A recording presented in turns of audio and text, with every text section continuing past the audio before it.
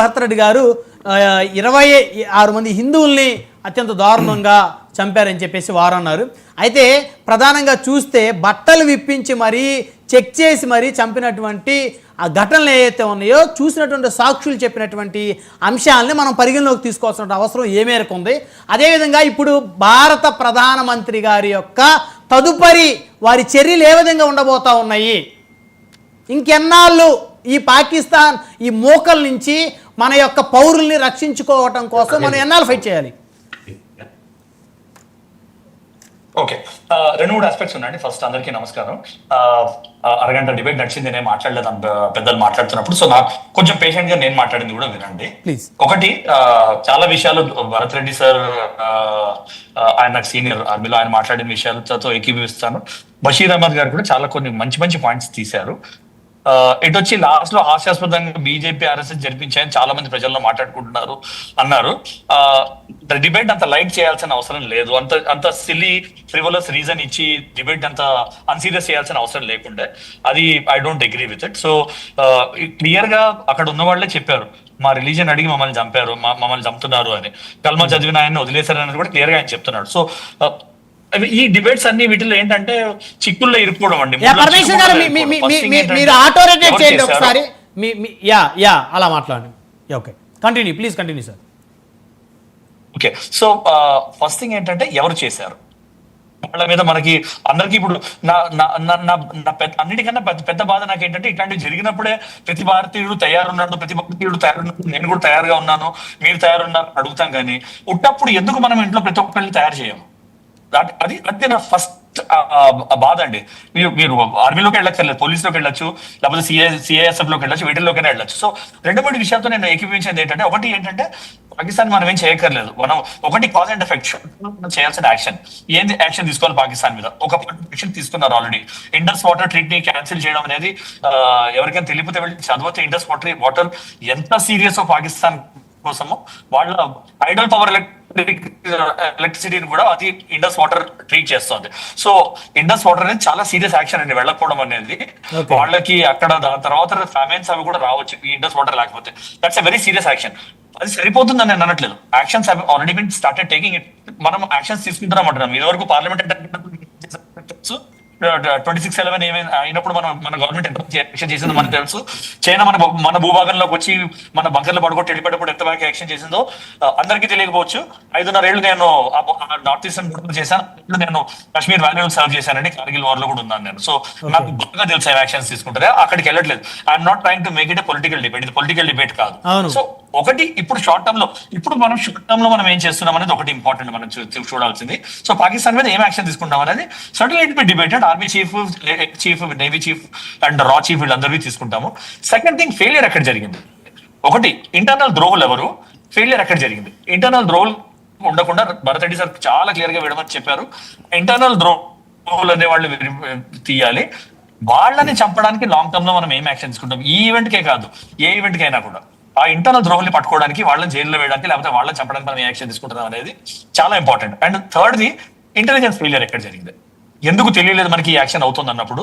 ప్రతి ఏడాది పిలిగ్రిమ్స్ వెళ్తారు, స్విట్జర్లాండ్ ఆఫ్ ఇండియా అంటారు, ఎక్కడైతే జరిగింది ఇది. దాని దగ్గర సెక్యూరిటీ ఎందుకు ల్యాక్స్ అయ్యింది?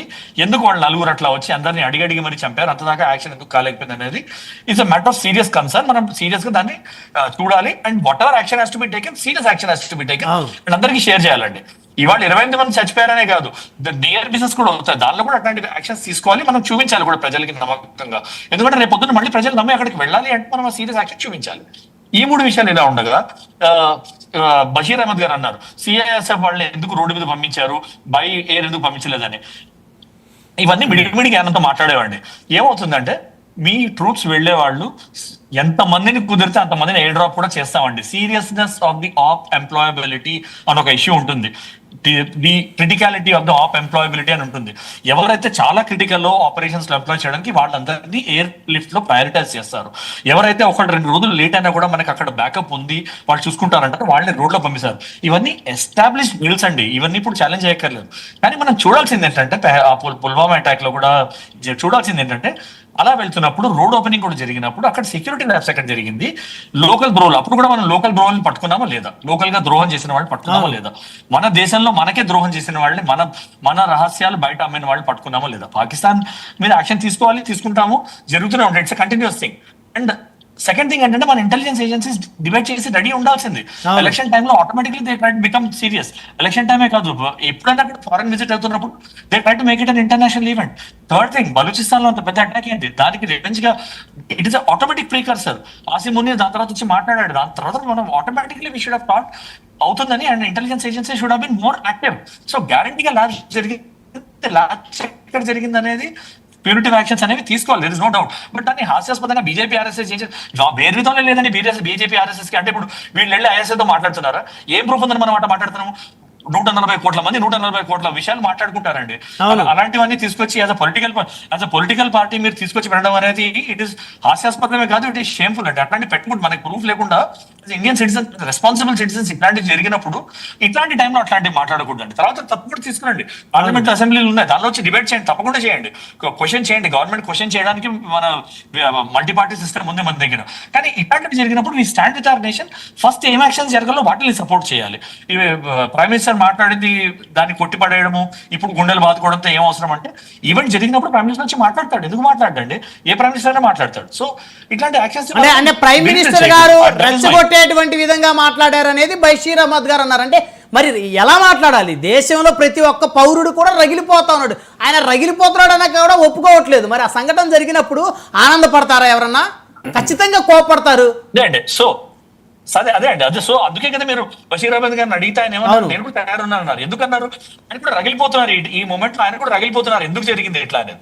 సో ఇట్లాంటివి అయినప్పుడు ప్రతి ఒక్కరు రియాక్ట్ అవుతారు. Prime minister as the leader of the country, whether I like my Narendra Modi or I don't like Narendra Modi, whether I like Rahul Gandhi or I don't like Rahul Gandhi అనేది immaterial అండి. ప్రతి దేశ పౌరుడికి ఆ reaction అనేది normal, అది respect చేయాలి మనం, అంతేగాని దాన్ని ఇప్పుడు ప్రెసెంట్ క్వశ్చన్ చేసుకోవడం అనేది తప్పు. అండ్ సెకండ్ క్వశ్చన్ మీరు తీసింది ఏంటంటే వాళ్ళకి దుస్తుల మీద దొరికే, that is the easiest part అండి. అది మనం ఇండియాలో వచ్చి తీసుకోకరే, లోకల్ లాజిస్టిక్స్ చేయక్కర్లేదు. మీరు చూసారంటే చాలా మంది టెర్రరిస్ట్ మేము చూసాము, ఆపరేట్ చేసాం, చంపడం కూడా జరిగింది. వాళ్ళు అవన్నీ తీసుకుంటారు. ఇక్కడ ఒక వ్యాలిడ్ పాయింట్, ఎందుకంటే మీరు కూడా ఆర్మీ కాబట్టి సార్, ఇక్కడ మన ఇండియన్ ఆర్మీ దుస్తులు ఆ ఉగ్రవాదులకి ఎలా వచ్చాయి? వారు డిజైన్ చేసుకున్నారా? పాకిస్తాన్లోనే కొనుక్కొని డిజైన్ చేసుకొని వేసుకొని వచ్చారా? అలా వేసుకొని వస్తుంటే మన ఇండియన్ ఆర్మీ వాళ్ళని ఎందుకు పట్టుకోలేకపోయింది, ఎందుకు ఐడెంటిఫై చేయలేకపోయింది?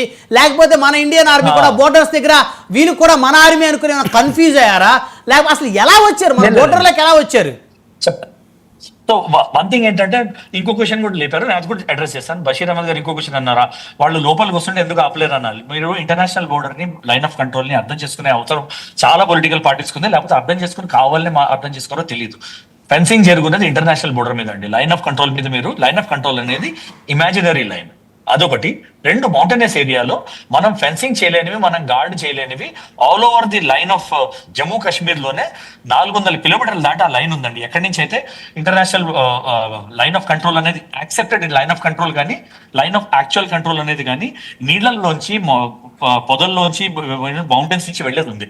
అక్కడ మీరు ప్రతి చోట ఒక మనిషిని పెట్టలేరండి, అందుకనే వీళ్ళు లోపలికి వస్తారు. సో ఎలా వచ్చింది? ఆర్మీ వాళ్ళు పడుకున్నారా అంటే, ఆర్మీ వాళ్ళు డ్యూటీ చేయక కాదండి, వాళ్ళు డ్యూటీ చేస్తున్నారు కాబట్టి లోపల మనం అందరం పడుకుంటున్నాం, మీరందరూ పడుకుంటున్నారు.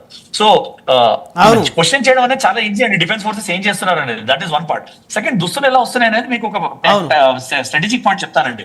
ఇండియా అనే దేశం, మన దేశంలో ఆర్మీ దుస్తులు, డిఫెన్స్ దుస్తులు, పోలీస్ దుస్తులు బయట అమ్మకూడదు అనే బ్యాన్ లేదండి. ఎక్కడైనా అమ్మచ్చు, ఎవడైనా కొనుక్కోవచ్చు.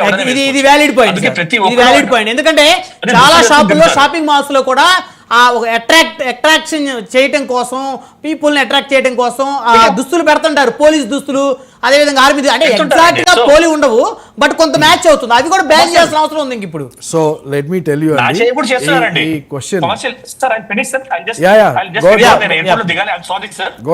నేను ఫినిష్ చేసి ఎయిర్పోర్ట్ లో దిగాలి మళ్ళీ.